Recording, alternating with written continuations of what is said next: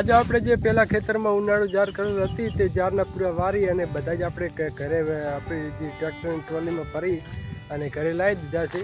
તો તે બધા પૂરાના આપણે સુકાવવા માટે કમ્પ્લીટ છૂટા છૂટા ઊભા કરી નાખ્યા હતા.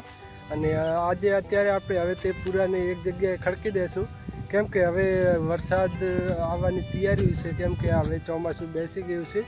અત્યારે પ્રી મોન્સૂન ચાલેલું છે, એટલે આપણે અને વરસાદની આગાહી પણ છે, એટલે આપણે તેને એક જગ્યાએ કમ્પ્લીટ ખડકી અને તેની માથે એક તાડપત્રી આવે તે ઢાંકી દઈશું, એટલે તેના પર વરસાદનું પાણી પલળે નહીં અને તે બગડે નહીં.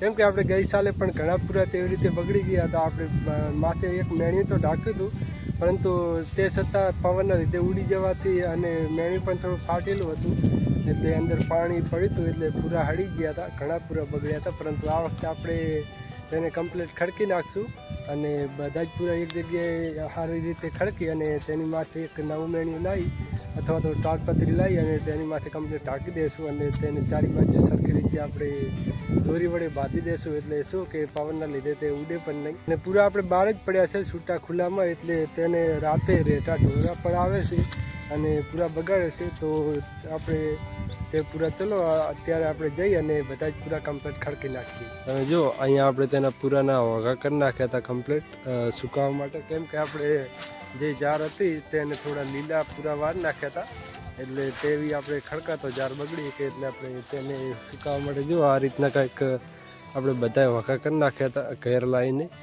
અને જે પૂરા સૂકા હતા તેને આવી રીતે જો અહીંયા ખડક્યા પણ છે થોડા, અને થોડા હજી આ રીતના સુકાવવા માટે ઊભા પણ કરી દીધા છે. તો તે કમ્પ્લીટ સુકાઈ જાય એટલે આપણે તેને પણ તેની માથે ખડકી દઈશું. તે ખેતરમાં જેટલી ઉનાળુ જાર હતી તેમાંથી આપણે 1000 જેવા પૂરા ભર્યા હતા અને બધા જ ઘરે લાવી દીધા હતા. અને હાલ તો તે સુકાવવા માટે લીધા છે. બધા જ પૂરા સુકાઈ જાય એટલે આપણે ત્યાં ખડકી દઈશું અને માથે મેળ ઢાંકી દઈશું, એટલે વરસાદ આવે તો તે બગડે નહીં. તો હાલ આપણે જ્યાં પૂરા પડ્યા ત્યાં જો આપણે પૂરા જ ખડકરાશું.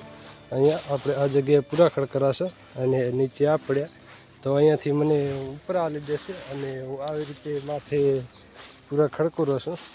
તો તમે જો આટલી હાઈટ સુધી કાંઈક પૂરા ખડક્યા છે, 5 થી 6 ફૂટ હજી આવશે ઉપર, એટલે 5 થી 6 ફૂટ જેટલા હાઈટમાં પૂરા ખડકાશે.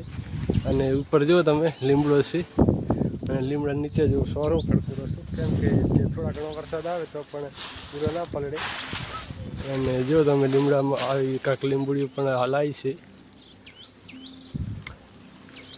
હવે પાકવાની તૈયારી જ છે. હવે જ્યારે પહેલો વરસાદ થાય ત્યારે આ બધી લીંબુડીઓ પાકી જશે.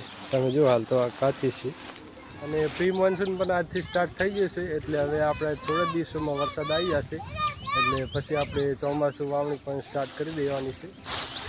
જો હાલ તો પહેલાં આપણે જે આ પૂરા બધા પડ્યા તે માથે ખડકી નાખીએ, એટલે વરસાદ આવે તે પહેલાં આપણે બધા પૂરા કમ્પ્લીટ નોય થઈ જાય, એટલે પછી વરસાદ આવે તે માથે મેણું ઢાંકવાનું રહે. તો કહો તો આખું સોરું હું ખડકી નાખું.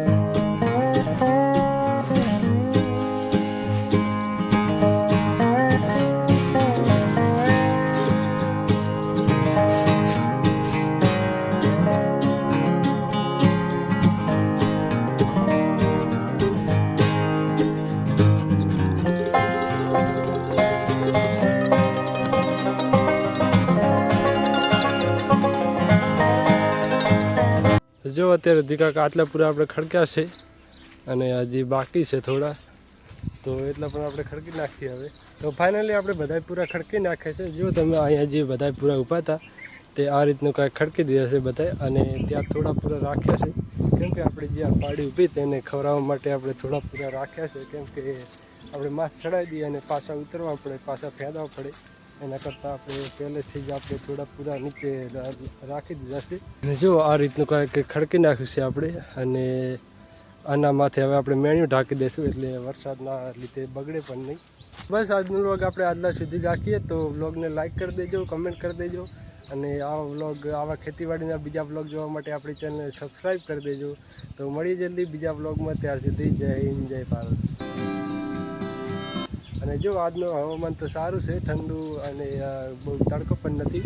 તમે આકાશમાં પણ જો વાદળા છે આજે, અને તડકો પણ ઓછો છે આજે.